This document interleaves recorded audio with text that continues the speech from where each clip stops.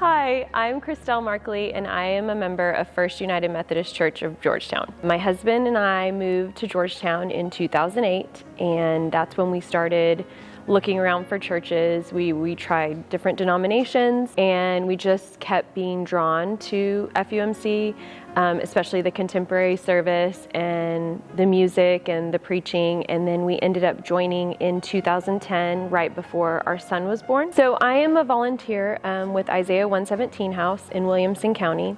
And the Bible verse, Isaiah 117, says, "Defend the fatherless," and that is the purpose of Isaiah House. What Isaiah House does is they are a place of refuge for children on the day of removal. So when a child is removed from their home due to abuse or neglect, generally they're taken to the CPS office, and at the CPS office they're waiting there while the CPS worker tries to find a foster placement for them. And unfortunately, due to a lack of foster homes, especially in our county, some of those children are waiting in the CPS office for days. Sometimes they're sleeping there overnight. So that's where Isaiah House comes in. And it's a home that is built specifically for removal day. So it's a place where the CPS workers can bring these foster children, and we have volunteers there in the home who have been specifically trained to deal with these foster children and to support them in their journey to foster placement. And the home is a welcoming and wonderful place where these kids feel loved on one of the worst days in their life. I started to read more about it, and I was immediately drawn to the cause. My mom worked for CPS for 35 years, so I spent a lot of time in the CPS office or going on home studies with my mom to these foster families' homes, or sitting in the office where children were waiting on placement right next to me. And at the time, of course, I didn't really think much of it, but my mom was truly doing the Lord's work, and I feel like this was just a perfect way for me to kind of give back for what all she'd given and kind of support this cause in my own community.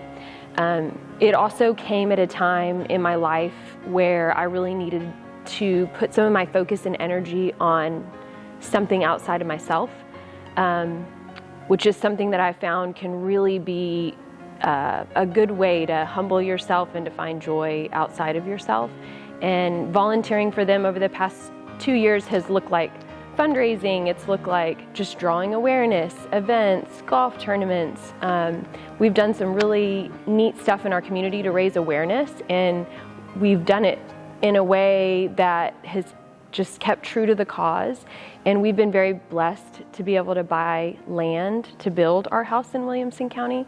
We are doing a groundbreaking ceremony in November, and the house should be built by the middle of 2025. So it's so exciting to watch an organization come in from nothing. And no one knew of this in our town, and no one had heard of this. And frankly, a lot of people didn't even know this was a problem. They didn't know that kids were sitting or sleeping in the CPS offices, and bringing awareness to that and watching the home come to fruition is huge. So one thing I'm also very involved in at our church is the Stewardship campaign. And what the Stewardship campaign is, it's a month-long, I call it a campaign, but it's a sermon series along with some marketing materials and a little bit of a push in our congregation to encourage people to make a commitment to their giving for the following year. My background in stewardship comes from my grandfather, Herb Miller, who was a pastor and a church consultant for over 50 years of his life. He traveled throughout the U.S. And actually the world, helping churches with specific problems that they were facing. And a lot of those problems had to do with finances, stewardship campaigns, and he wrote 15 books during his lifetime, the majority of them actually on stewardship and on helping churches kind of get across the message of, we're not just asking you for your money.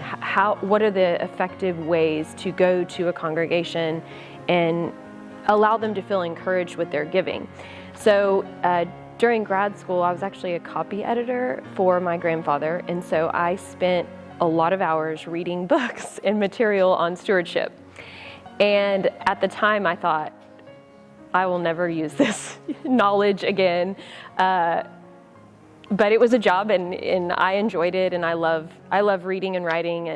And so I had all of this knowledge in my head about stewardship and about these campaigns and how they work in different churches and different congregations. So when I came to this church, I think, they knew of my grandfather, and I said I would be interested. And so I started working on the campaigns a few years ago, and it's honestly probably my favorite thing to do, which sounds funny.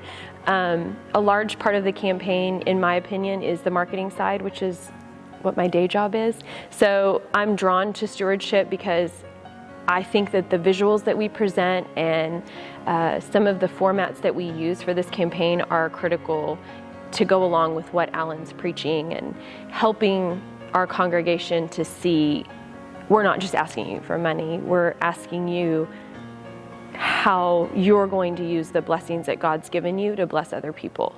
God doesn't just ask you to give money, right? He's not just asking you to tithe. He's asking you to share all of your spiritual gifts.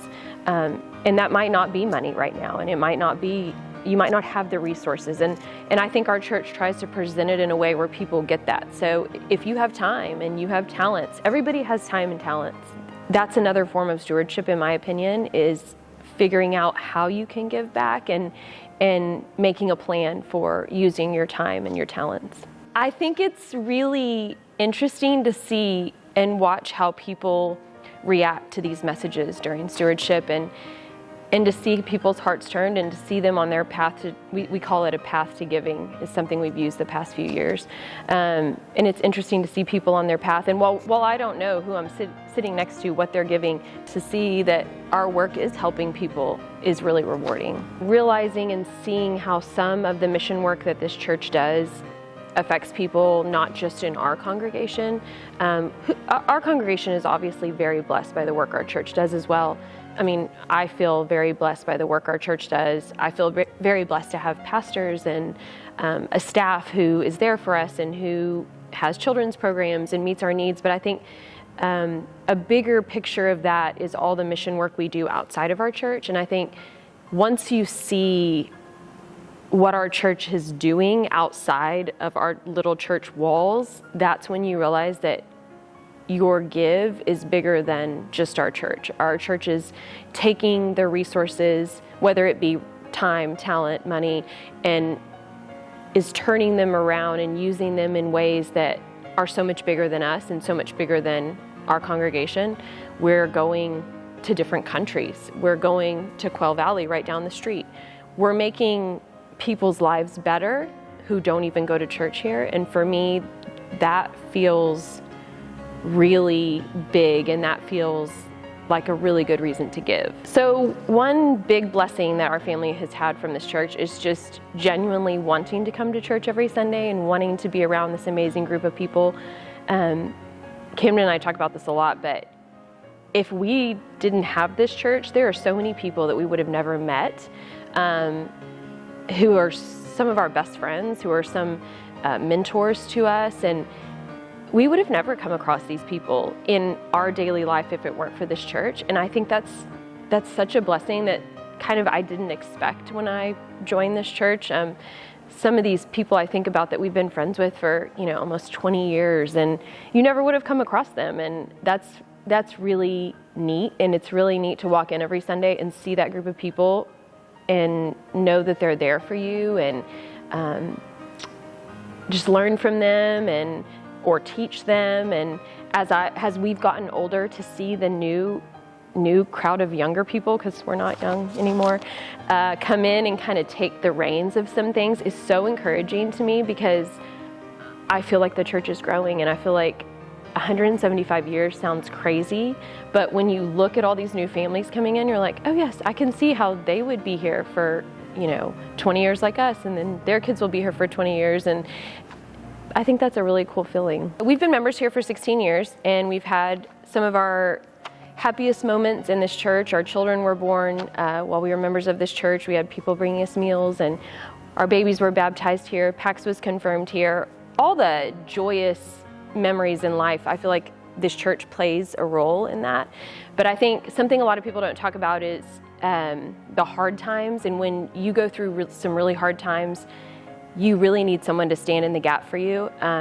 And this church has done that for our family in ways that I can't even describe.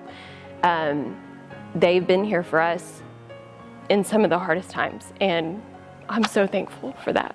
I think if I was giving advice, I'd feel like I'm too young to give advice. If I was giving advice to the younger people in the church, I would say, don't be scared to get outside of your comfort zone. I think for so many of us, we see these mission opportunities and we see these things the church is doing, and we're like, that's not for me. I wouldn't be able to offer anything to that cause. And until you get into it, it's hard to really know kind of what gets your heart going and what makes you excited and how you can use your talents to give back. And so I'd say get outside your comfort zone and don't be afraid to say yes to some things and to try some different things. There's so many programs and missions that this church does that there's so many different ways that people can use their God-given talents. And so I think not being afraid to try different things.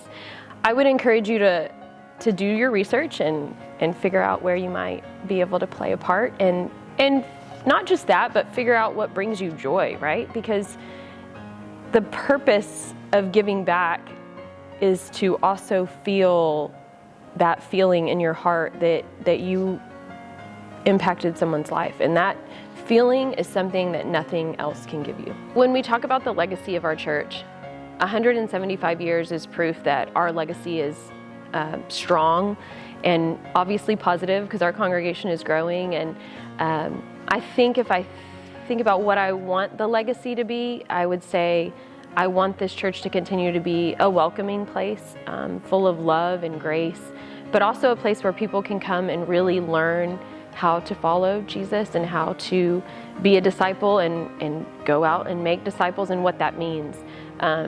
It doesn't just mean to sit in the pew every Sunday, where I think that's a great start for a lot of people, and I've been there before, but I think once you realize our church is so good at what they do in their mission work and going out and making disciples, I think I would encourage people to do that and to really learn what that means, and I think that leaves a legacy on its own. When you talk about legacy, I think you talk about your children, or at least I think about my children when I think about legacy.